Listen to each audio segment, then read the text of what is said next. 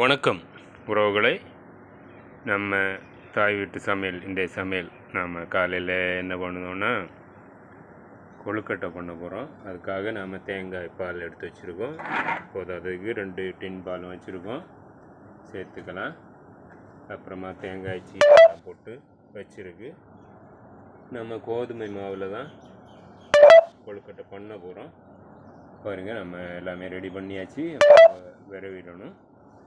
மாவு விரவி நாம் இன்னைக்கு காலை சாப்பாடை ரெடி பண்ணிடலாம். நம்மளோட பக்கத்தில் இருக்கிற உறவுகளெல்லாம் வாங்க, சந்தோஷமாக சாப்பிட்லாம், கொழுக்கட்டை சாப்பிட்லாம். நம்மளோட உறவுகளை ஏற்கனவே சொல்லியாச்சு. அப்புறமா நாம் பண்ண போகிறது மத்தியான சமையல் நாம்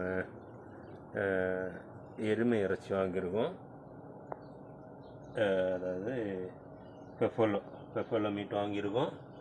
அதுதான் இன்றைக்கி மத்தியானம் சமையல். அதுக்கு தான் நாம் எல்லாம் ரெடி பண்ணி வச்சுருக்கோம். இஞ்சி பூண்டு பேஸ்ட்டு, லெமன் ஜூஸு, தக்காளி, பச்சை மிளகு, கருவேப்பிலை எல்லாம் ரெடி பண்ணி வச்சுருக்கோம். உருளைக்கிழங்கு, அப்புறமா மசாலெல்லாம் இதிலேருந்து எடுத்துக்கலாம்.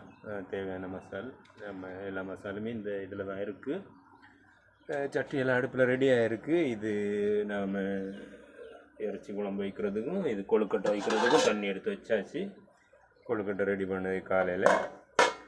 ஓகே உறவுகளை, நாம் சமையலை தொடங்க போகிறோம். நம்மளோட உறவுகளுக்கு அழைப்பு இதுதான்.